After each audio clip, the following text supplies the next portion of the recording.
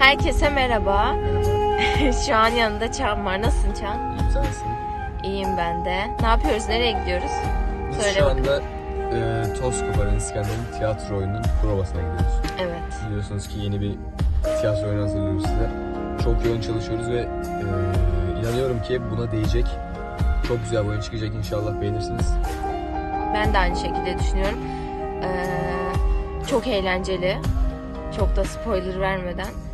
Bizim çok eğlendiğimiz, sizin de izlerken çok eğleneceğiniz bir tiyatro oyunu ortaya çıkarmaya çalışıyoruz. Zamanımız kısıtlı olsa da bence başaracağız. Çok iyi gidiyoruz bence. Evet, bence de çok iyi gidiyoruz. Fotoğraf çekimlerimiz falan başlayacak şimdi. Sonra da sömestrda. İlk oyunumuza başlıyoruz. Evet, Sömestr'in premier. birinci. Evet. Bütün sömestr boyunca devam edecek. Yorucu olacak. Evet.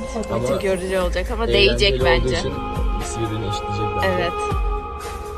O zaman biz gidelim. Evet, biz şu Orada an devam gidiyoruz. edelim. Hayır. Şu an Çağan'a geldik. Arkadaşlarımızın yanına geçiyoruz.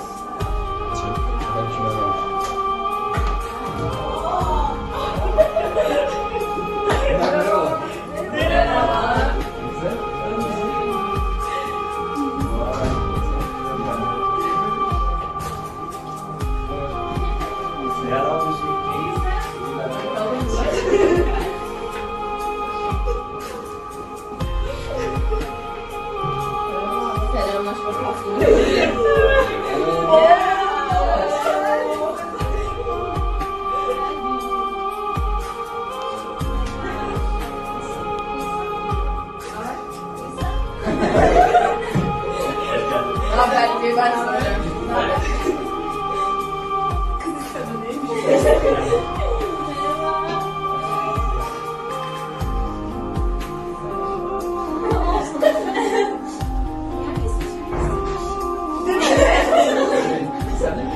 Yok, hayır. Sadece Arda için. Benim. Merhaba. Merhaba.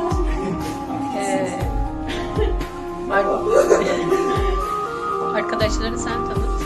Nazlı, Ilgım, Elif, Arda, Deniz, Emircan. Öyle oldu. Yok yapmıyorum. İnternet Evet bu kadar. Bir de Yağız da var ama Yağız şu an bugün gelmeyecekmiş. Hayır, beraber Arda mı dedi? Arda. Bir de Arda. Şu anki artık. Berat Efe geldi sesini. Evet. Bir yerde Efendim, merhaba. Nasılsınız? Her şey çok güzel. Biraz çok teşekkür ederim. Kardeşim var demiştim. Hoş geldiniz. Biz teşekkür ederim. Aa, zaten evet. Arkadaşlar merhaba. Efendim merhabalar. Merhabalar efendim. Merhabalar efendim. Merhabalar efendim. Ve merhabalar efendim. Hayat gerçekten çok güzel. Evet, niye burada toplandınız? Bilmiyorum.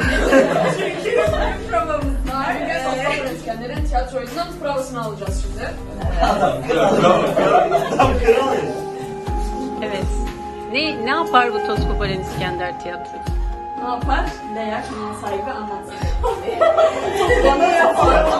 Denizciğim, yardıma gelebilir misin lütfen? Efendim ne olur?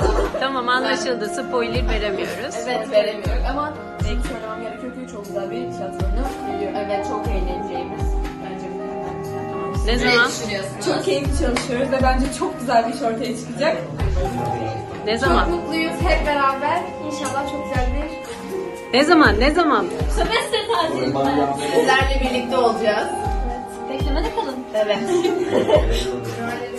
Hayır. Hayır hayır. Hayır. Mercimek sosuna mı bağlı? Bir dakika gelin. Ya Çağan bak sıkıyoruz. Çağan biz sıkıyoruz. Evet biraz daha boğaz oldu. Hocam nasıl koçum? Bir dakika. Veya elleriyle besliyor. Çağan biraz daha. Hadi hadi. Yukarıda olacak şey gerçekten. Oğlum çok kötü kokuyor. Çok kötü kokuyor Çağan. Hadi. İyi oldu zaman kazanıyorum şu an. Kusuyormuşum. Geliyor.